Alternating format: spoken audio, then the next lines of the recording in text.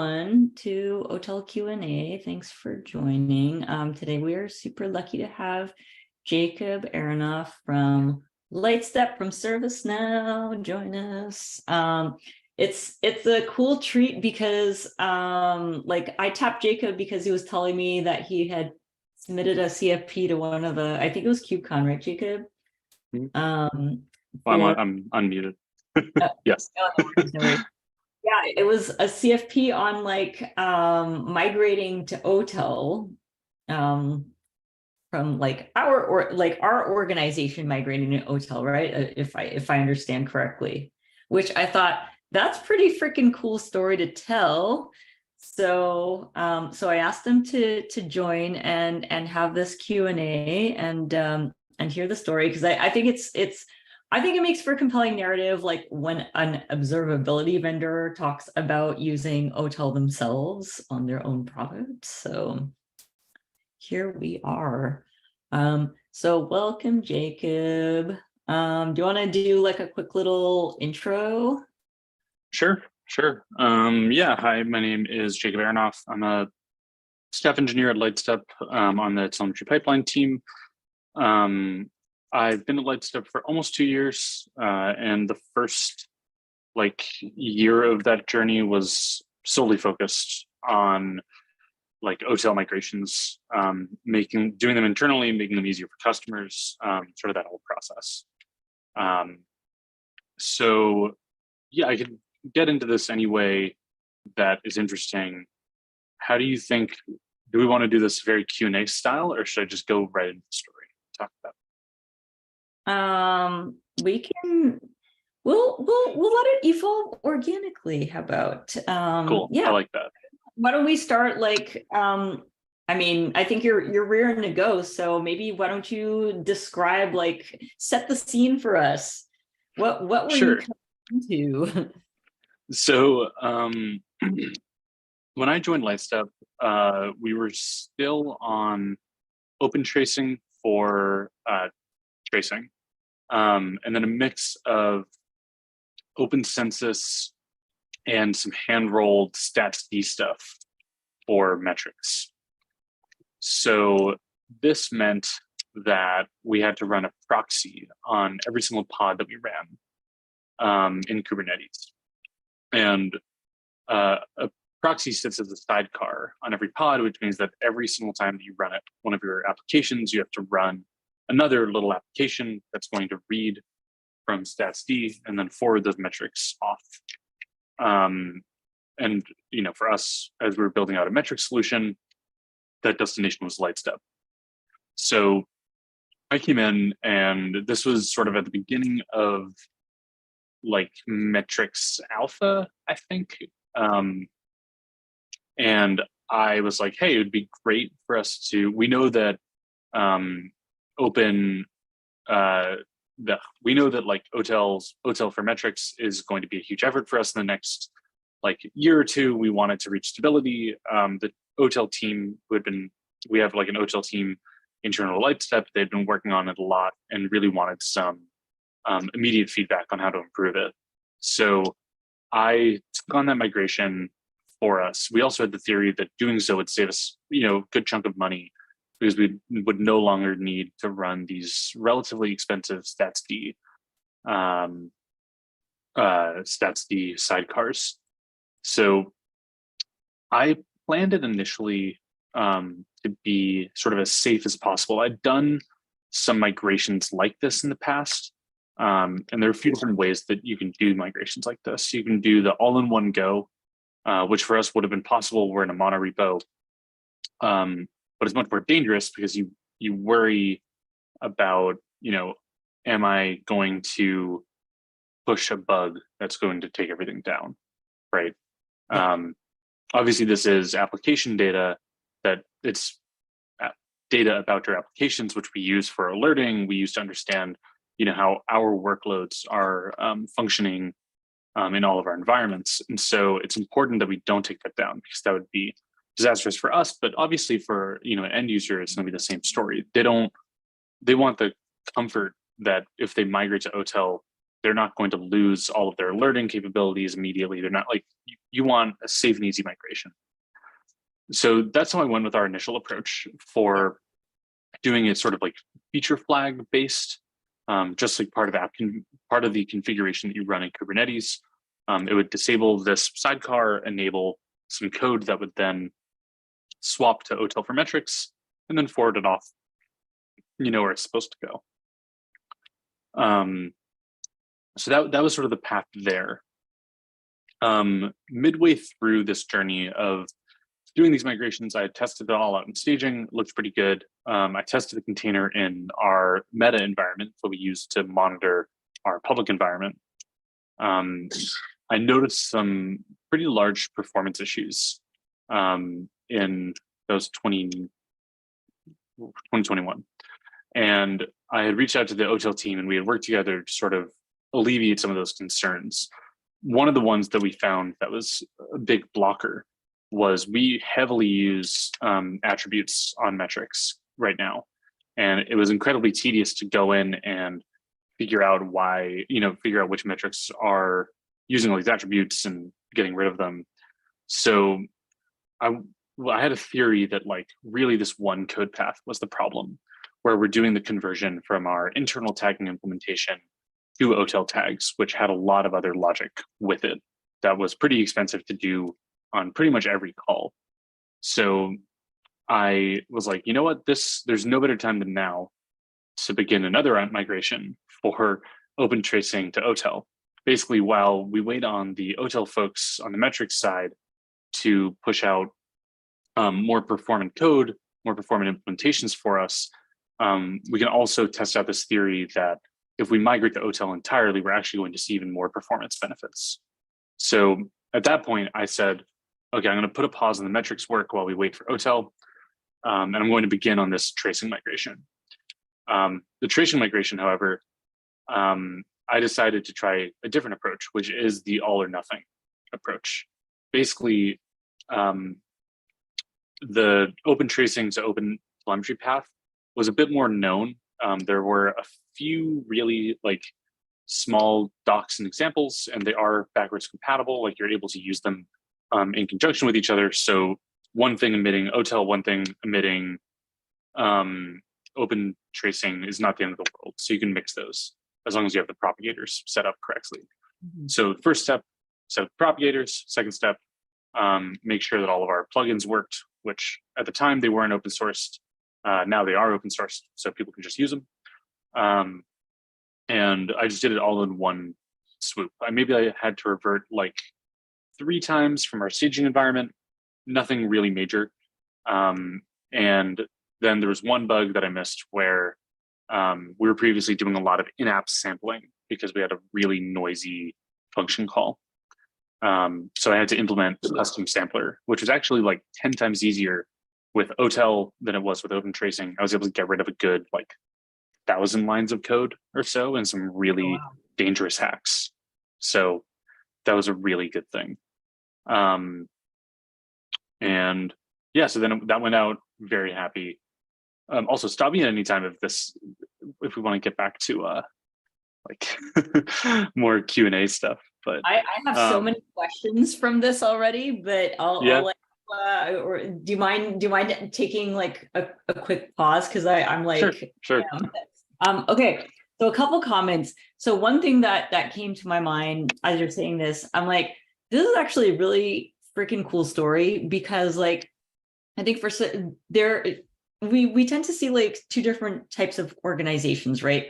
We see the ones where there's like 0 code instrumented, like they are this is like their first foray into instrumenting their code. And then we see the organizations that I think have that have like dabbled in open tracing. So I think it's a really cool story, because this is like a real life migration story where you can actually provide advice on this is what you can do if you find yourself in this situation, which is really cool.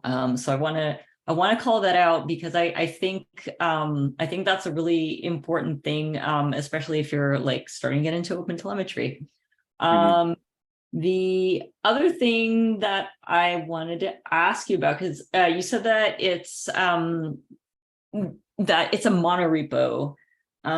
So in that case, did you find it, and especially since you did the all or nothing approach, did you find having a monorepo more challenging than if you'd been dealing with microservices instead? Yeah, well, so we do use microservices. It's just that we have like the monorepo It's for not a monolith. It's more. It's a monorepo of microservices. Sorry, my bad. Gotcha. No worries. Okay. So in that case, yeah. Then how do you know, like, because I mean, yes, you're going for like a big bang approach, but you got to start somewhere. So then, like, where do you start? So I started with and it was the same with how I started the metrics migration. I started with really small services that my team owned that were really low traffic, but enough for it to be constant. So the reason that you want to pick a service like that is if it's too low traffic, if you're only getting like one request every minute, one request every like 10 minutes, you have to worry about sample rates. You might not have a lot of data to compare against. Really, that's like the big thing that you need to have is some data to compare against. I wrote a script early on for the metrics migration that just queried different build tags that are on all of our metrics. So you would say, query all of the metrics for service X grouped by release tag. And if you see that the standard deviation for the newer build tag is like, greater than 1, right? So if it's 1 or more standard deviations away from the previous release, then there probably is something going wrong in your instrumentation library, right? If you assume that your metrics are relatively stable, then if they're not, it's important to know. The other thing I had to check for was that all of the attributes were still present before and after a migration, which is another thing that matters. Sometimes they weren't because something might be something that stats_d just adds automatically that we don't really care about. And so those were acceptable. I just like hand waved and said, those are fine. We don't care. For tracing, it was sort of the same deal where I picked a service that had both internal only traces that stayed within a single service, and then traces that spanned multiple services with different types of instrumentation. So coming from like Envoy to OTel to open tracing. And what you want to see is that the trace before has the same structure as the trace after. So I made another script that checked that those structures were relatively similar. Oh, got it. And that all of them had the same attributes as well. Right. Because tracing attributes, again, I was doing an attribute migration. That was really the point of doing the tracing one. So what matters is that all of the attributes stayed the same. Right. That makes a lot of sense. Yeah, it's interesting too, because you're starting from a point where you are migrating from an existing thing, like you have that frame of reference, which I guess is kind of a double-edged sword, right? Because on the one hand, it's like, you pretty much know that you've instrumented the things. Hopefully, maybe you'll discover as you go along that there's like more stuff to instrument, but at least like you have a baseline to start from. But then I guess on the other hand, if something's missing, you're like, oh damn, why is that missing, right? Yeah, and those, why is this missing stories are the really complicated ones, because Of course. sometimes it's easy, just like, oh, I forgot to add this thing in this place. And that's usually pretty simple. Yeah. But sometimes it's like, oh, there's an upstream library that doesn't emit the thing for OTel, and now I need to like, again, this is like early stuff. Most of these have all been upgraded and are fine now. But there's an example with like our gRPC. Actually, this is like an interesting one. I had done a gRPC. I migrated our like gRPC util package, which I think is now in like GoContrib, the like OTel GoContrib. And there was an issue with propagation. I was trying to understand, what's going wrong here.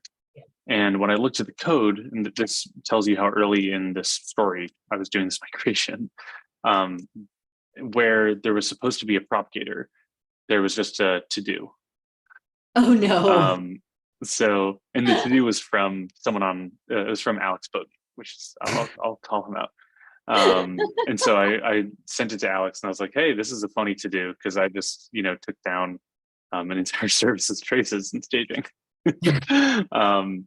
So I spent some time to like fix that to-do. So it wasn't that difficult. It was just that they were waiting on another thing. I mean, that's how it goes. You're waiting on someone else, which, you're then waiting on another person. It's just endless cycles of that type of thing. Yeah. But then I got it working. So that was like one of the main blockers for us. Nice. And was able to upstream it as well. It wasn't just a fix for ourselves, it was a fix for the community. And so that was, there were a few things like that. A lot of the metrics work actually resulted in big performance boosts for OTel metrics, like OTel Go metrics. And it also has given the specs folks like some ideas about how descriptive the API should be for various features. So things like views, and the use of views is something that we did heavily in that early migration because we were worried about. Can you just definitely just tell folks what you mean by that? Yeah, so a metrics view is something that's run inside of your metrics provider in OTel, your meter provider in OTel. So what it's doing is it's saying you can configure it to do kind of a lot. It could just be drop this attribute whenever you see it. If you're a centralized SRE and you don't want anybody to instrument code with any user ID attribute keys, because that's a super high cardinality thing, it's going to explode your metrics cost. Right. So you could just make a view that gets added to your instrumentation that says, just don't let this attribute from being recorded, just deny it. So that's like its probably most common use case. There are other ones though, more advanced use cases for dynamically changing things like the temporality or the aggregation of your metrics. So temporality being cumulative or delta for like a counter. Am I recording 0, 1, 3? I'm trying to come too crazy. 0, 1, 3, or am I recording 1 and 2? Right. And then your aggregation is going to be about how do you these things are so, I always struggle to explain all of them, and I'm trying to like come back to what I had done in that moment. Talk about temporality. Oh, aggregation is like oh man, being on the spot is so much harder because it's like I want to look it up, but feel free to look it up. That's totally cool. Well, aggregation is like how you like send off these metrics. Basically, we had an aggregation that instead of doing well, for histograms, this is like most useful. When you record a histogram, there are a few different types of histograms. Datadog's histogram, StatsD's histogram, is not a true histogram because what they're recording is like aggregation samples. So they give you a min, max, sum, count, average. And so I actually don't even think they give you sum. I looked at this last night. They don't give you sum. They give you like min, max, count, average, and like P95 or something.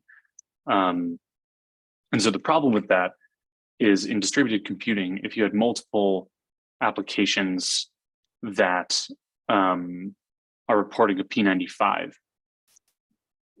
there's no way that you could get a true P95 from that observation with that aggregation.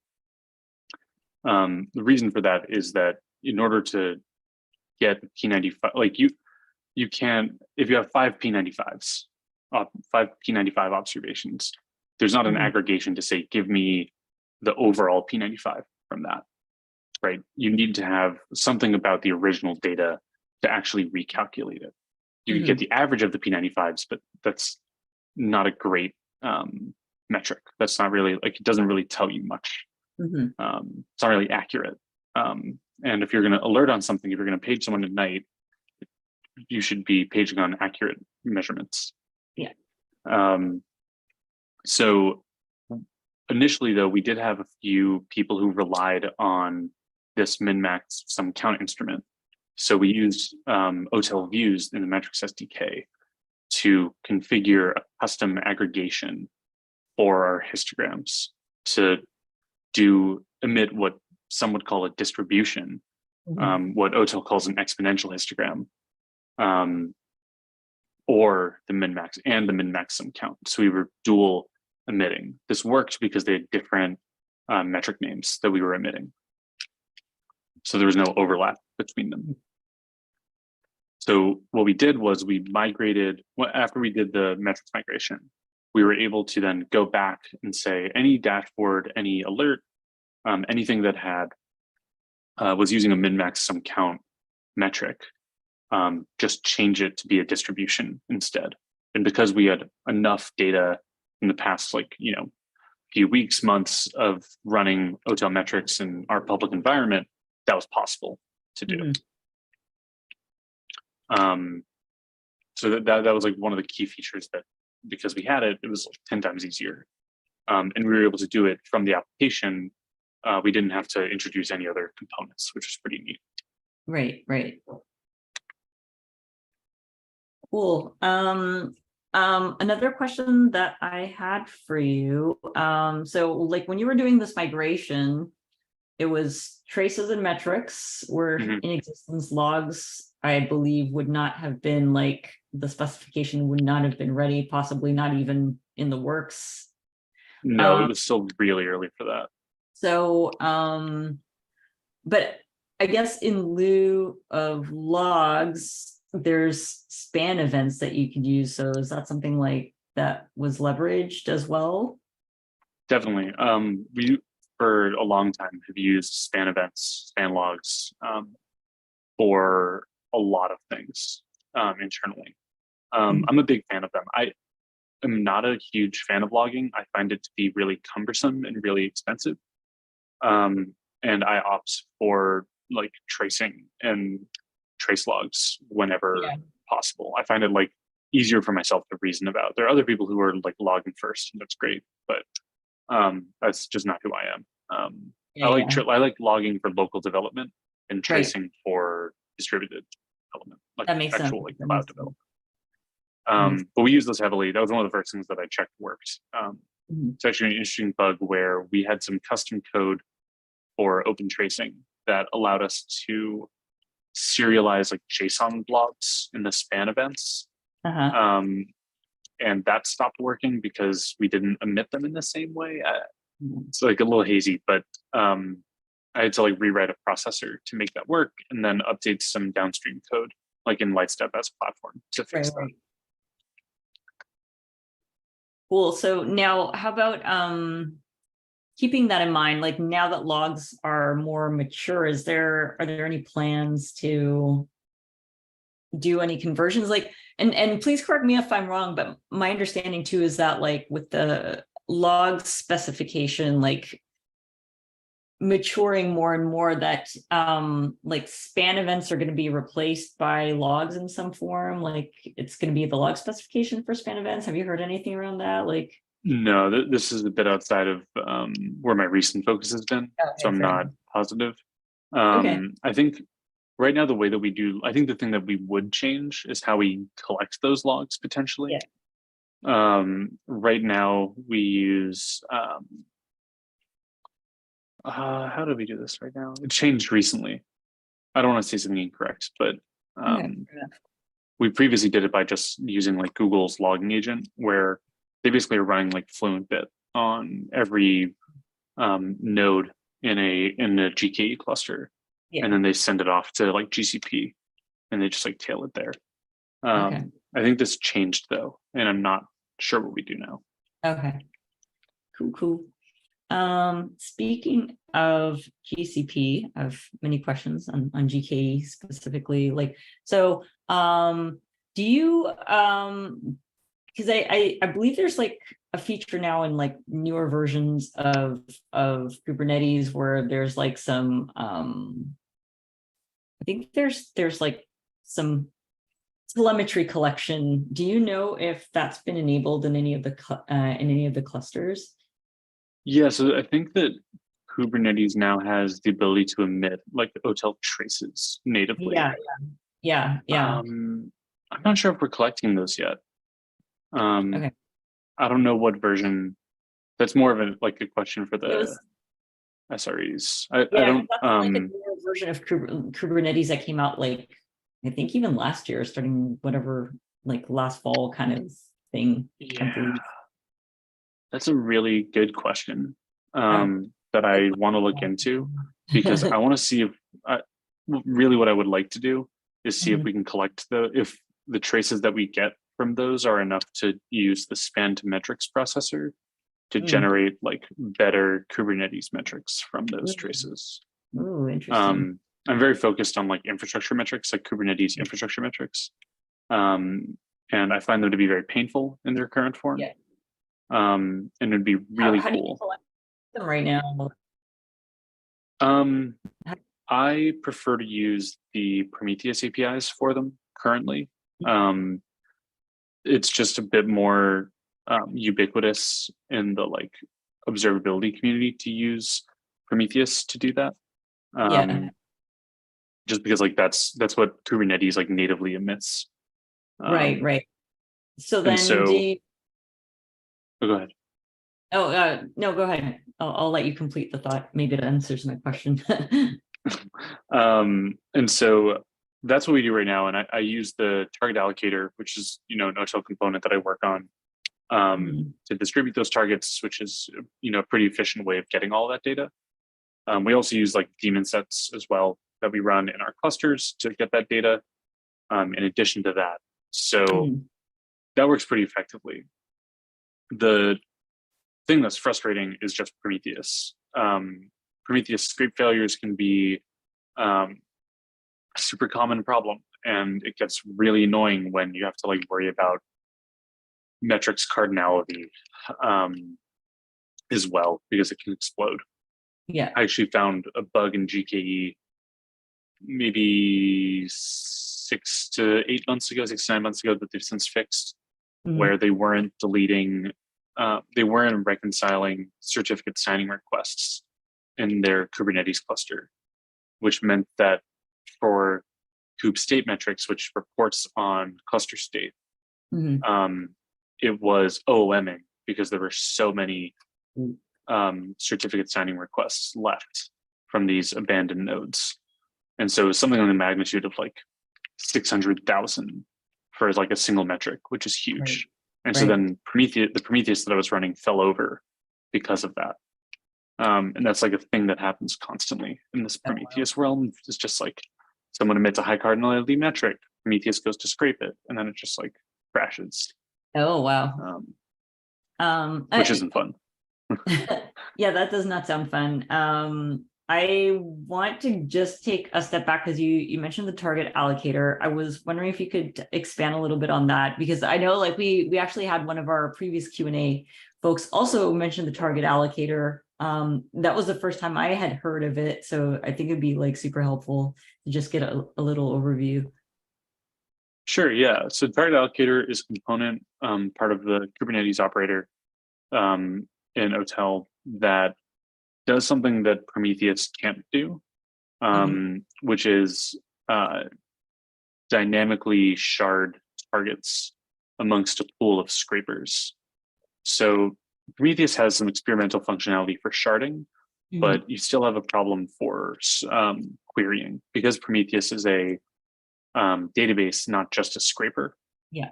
If you shard your targets, you don't necessarily, you have to do some amount of coordination within those Prometheus instances, which gets expensive. It's like a very experimental feature. Or you could scale Prometheus with something like Thanos or Cortex, Mm. which is Grafana's Prometheus scaling solution, I think. Right. Yeah. which works, but you just then have to run like 6 more components that you then need to monitor. And then if those go down, how do you meta monitor? Like it's all of these other problems, right? Right. Right. In OTel, we just basically like tack on this Prometheus receiver to get all this data. But because we want to be more efficient than Prometheus, because we don't need to store the data, we have this component, the target allocator, which goes to do the service discovery from Prometheus. So it says, give me all of the targets that I need to scrape. And Okay. then the target allocator says, with those targets, distribute them evenly amongst the set of collectors that's running. Oh, okay. So that's the main thing that it is doing. It does some more stuff around job discovery now, or if you're using Prometheus service monitors, which is part of the Prometheus operator, which is a very popular way of like running Prometheus in your cluster. It's what a lot of like vendors use as well. So if you're on GKE or OpenShift, I think both of those natively use service monitors and pod monitors. Oh, okay. So the target allocator can also pull those service monitors and pod monitors and update the collector's scrape configs to do that. Oh, cool. It's awesome. Yeah.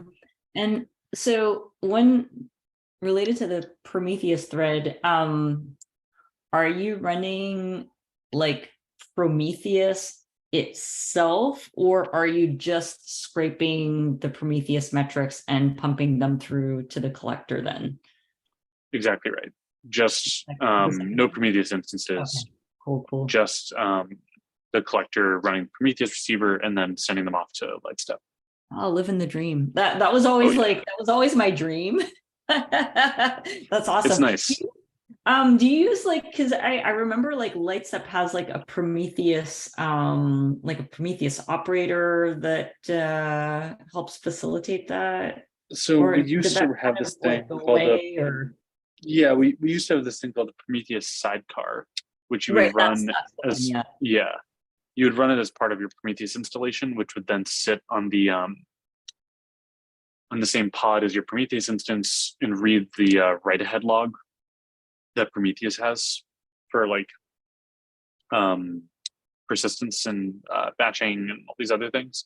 Yeah. And so we would read the write ahead log and then forward those metrics. But if your Prometheus is very noisy, as many customers have very noisy Prometheus instances, Yeah.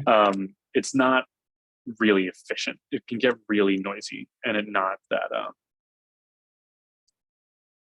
what's the word? It's not the best thing to run. The collector is like the best way to run this stuff. Okay, so and it sounds like this thing still requires to have Prometheus installed anyway. Yeah, you would still need to be running a whole Prometheus instance. Oh, okay. Yeah, I thought it was, I was under the impression it was like a replacement for Prometheus, and that it was maybe I'm thinking of something else, because there was a thing that I knew was like a replacement for like needing Prometheus, and it was like vendor neutral, so it wasn't like, oh, you have to use Lightstep to use this thing. I think that might just be OTel Operator, Collector, Target Allocator, Trio. Oh, okay. But maybe there's another thing out there. Oh, unless maybe that got integrated into like the target allocator as part of. Anyway, it is a mystery. Yeah. Okay, cool. Oh, that's awesome.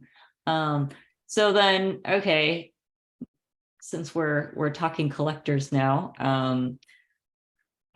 for me, like the $2 million question, the one that I'm always curious about is collector setup. So what is the collector setup that y'all have chosen as like what works for now? Yeah, it's hard to say because we run a lot of different types of collectors. Yeah. At Lightstep, we run like metrics things, tracing things, internal ones, external ones. There are a lot of different collectors that are running at all times. Do you have like a separate one that just collects metrics and one that just collects traces and right now we don't. It's all very in flux okay. right now. We're changing this a lot to run like experiments and stuff.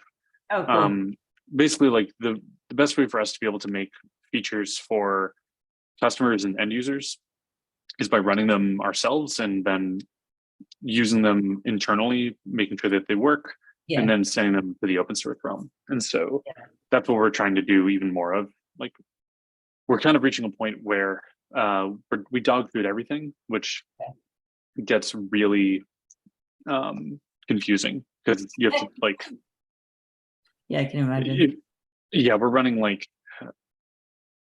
in a single path. There could be like, I think, two collectors in two environments that could be running two different images in two different versions. Like it gets really meta and very confusing to talk about. Okay. Yeah, I can imagine. And then, if you're sending from collector A across an environment to collector B, collector B also emits telemetry about itself, which is then collected by collector C. And so it's just chains like you that. Basically ensure that you have to like make sure that the collector is actually working. Yeah, you have to be sure that everything along this path. Yeah, you just have to know which thing has the data. Right. Which is, well, you shouldn't have to. We do that for you, but and we make like dashboards to help with that. But that's like the problem when it's like we're debugging this stuff is when there's a problem, you have to think about like, where's the problem actually? Is it in how we collect the data? Is it in how we emit the data? Is it in the source of how the data was generated? It's one of like a bunch of things. Yeah. Now, like you do work on the OTel operator, so and I've been reading up on the operator recently, and there's like I think 4 different deployment modes, right? There's sidecar deployment, daemon set, and what's the other one? Stateful set. Yeah, nice. Yeah. So my question is, which mode, or is it like all of the above depending on the thing that you need to do? Yeah, it's all of the above depending on what you need to do. And your general needs and how you like to run applications for like reliability and stuff. Yeah. So sidecar is the one that we use the least and is probably used the least if I were to make just like a bet. Sidecars are really useful. Like across the industry, you would think? Yeah, across the industry, I'd be willing to bet that those are the least popular. That's the least popular method. Sidecars are just expensive, and if you're not using them,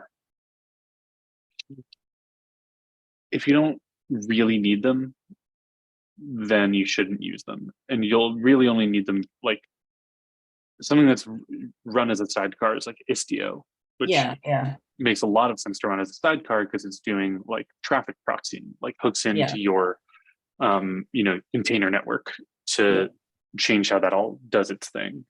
And I guess you get a performance hit if you sidecar your collectors, right, for all your services. You just get like a cost hit. It would just cost you a lot more. And you also wouldn't be able to do as much with like if you're making like Kubernetes API calls for attribute enrichment. That's like the thing that would get exponentially more expensive if you're running it as a sidecar, right? But as like a stateful set with like 5 pods, that's not that expensive. But if you have a sidecar on like 10,000 pods, then that's 10,000 API calls made to the Kubernetes API, right? Yeah. That's expensive. What would be the advantage of running your collector as a stateful set versus a deployment? Like where, I guess what's the state that you would want to persist? Yeah, so this is like,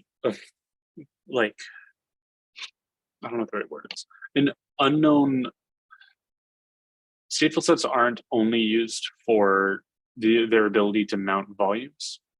Oh, okay. There are a few other things that are inherent to how stateful sets run that are really valuable in distributed computing. This is an important thing to know for not just like how the collector runs as an application, but how like your applications can run. Right. Stateful sets have consistent IDs. So if you have a stateful set with 10 replicas, they're all going to be the stateful set name dash counter number. So it goes from like 0 to n.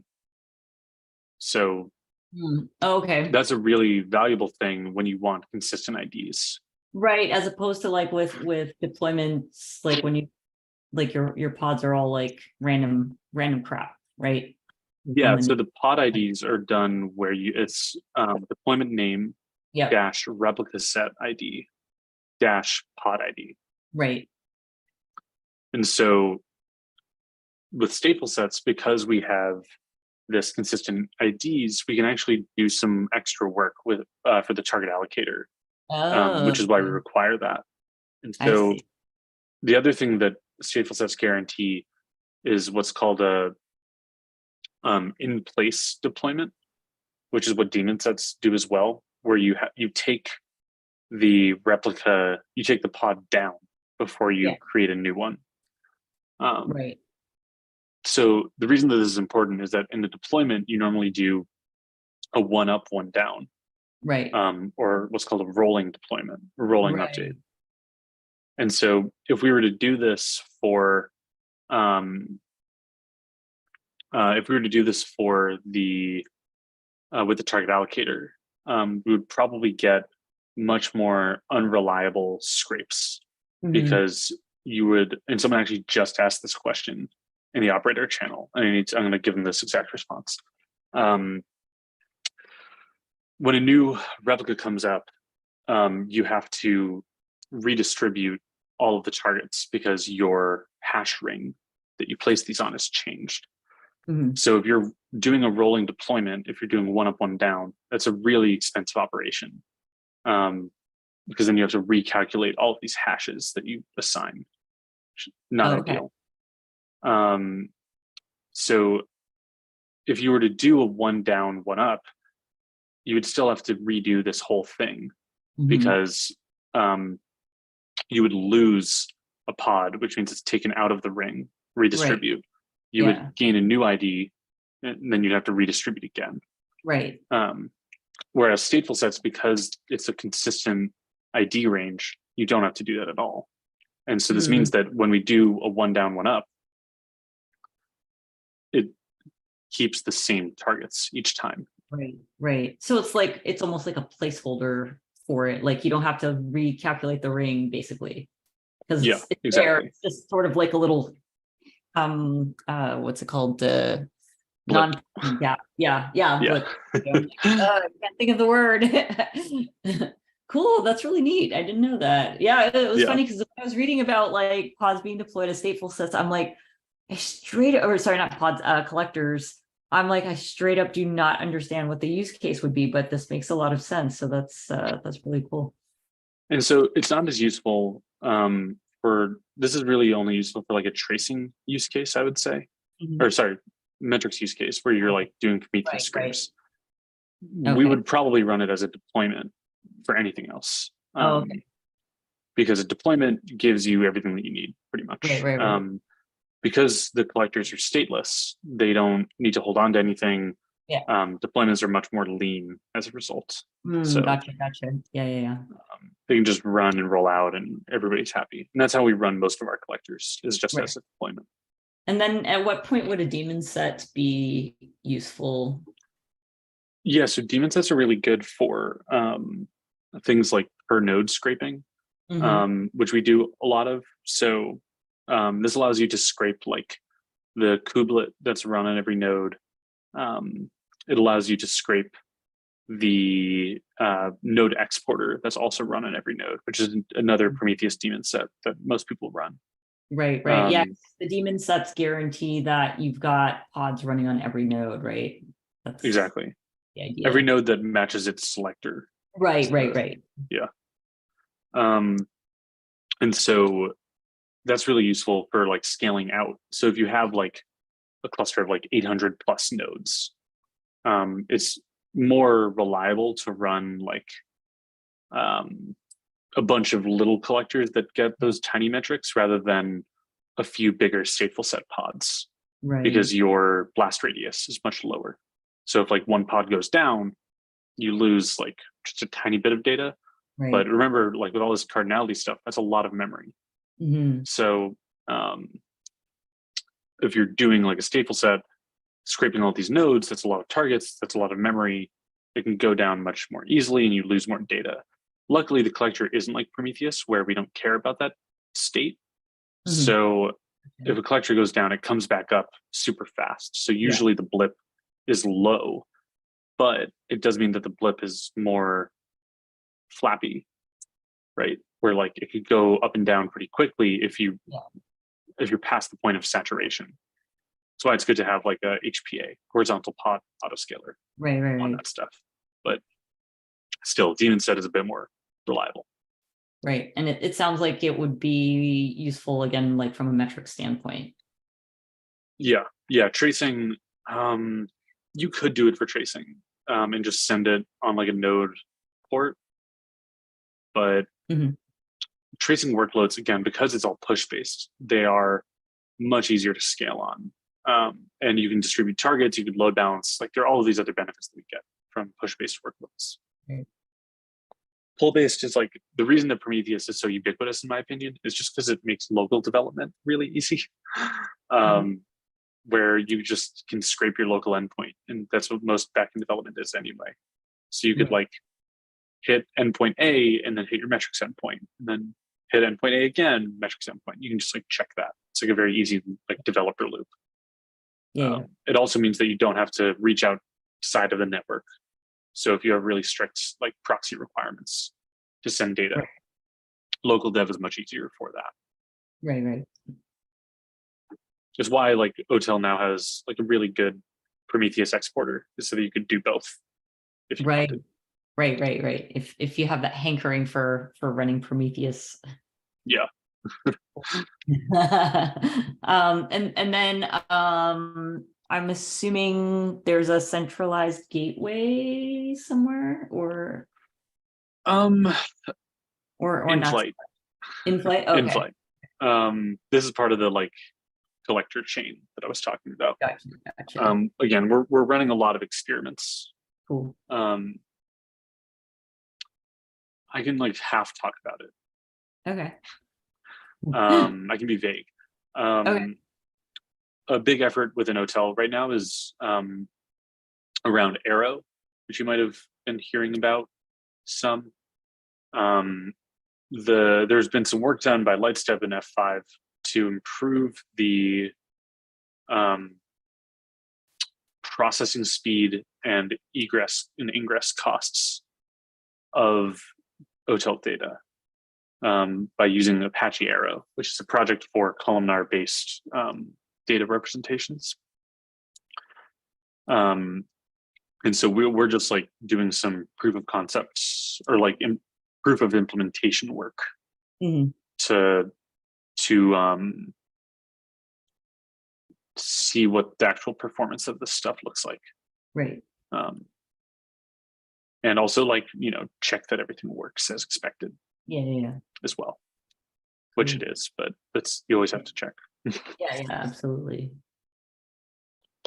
Well, I'd say the main takeaway from this whole story on collectors is like, it sounds like it's always going to be an evolving game, which is not a terrible thing to do. No, it's important that you keep your telemetry up to date. Yeah.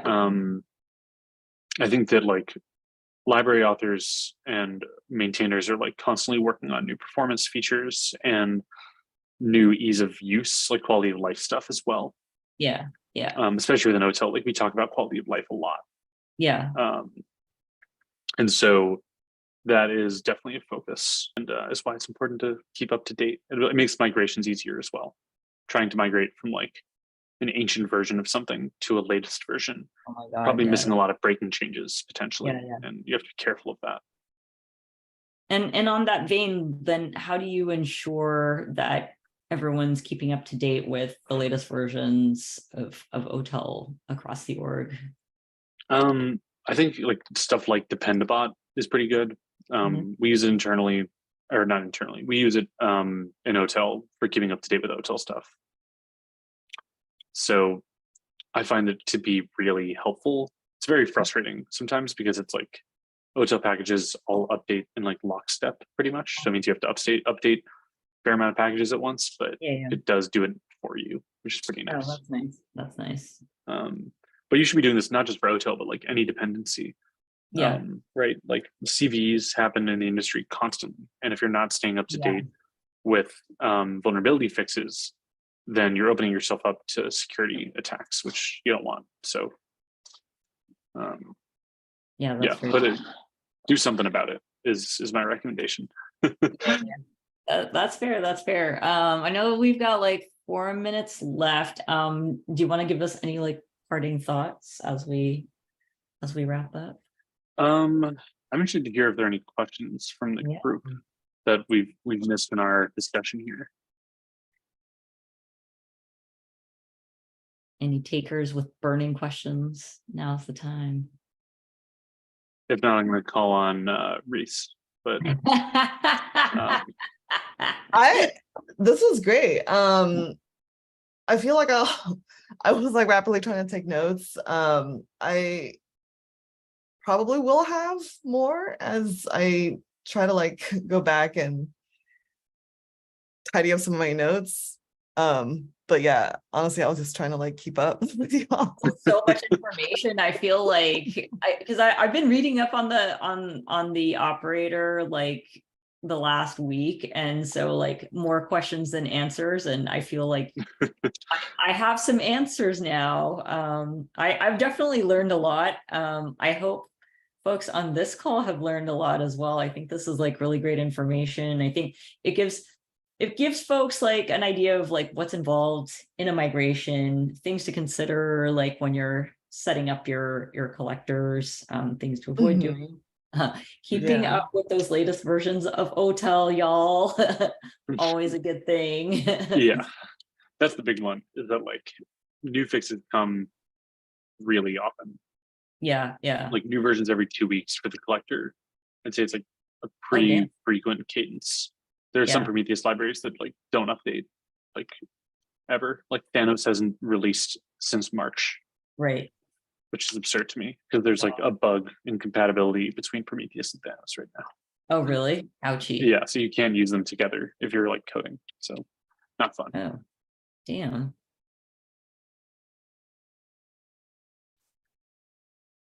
All right, last chance for burning questions, y'all. Erica said, thanks for the info and your time, Jacob. Thank you, Erica, for hopping on. Yeah, this was really awesome. Thank you so much. I know, I feel like we could accepted to KubeCon because like for real, this is a dope topic. So yeah, well, reach out to your friendly neighborhood CFP approver.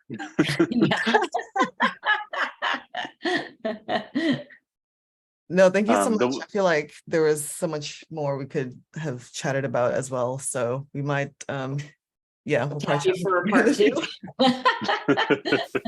Yeah, maybe I can. If I get accepted for the talk, then I can give a sneak peek, so I can get some feedback on it. Actually, you know what? Like, if you're interested, because we have OTel in practice, which is kind of like giving like a little talk. So if you're interested in doing that, even like before you find out whether or not you get accepted, like we are happy to have you. Yeah, it sounds great. Cool. I'm in. Cool. We'll figure out the behind the scenes on like when to schedule you in. Sounds good. Yay, cool. Rad. And cool. Daniel said thanks, Jacob, as well. And we're at the top of the hour. Thanks for joining. Thank you all. Thank you. Yeah, Bye. thank you, everyone. Bye.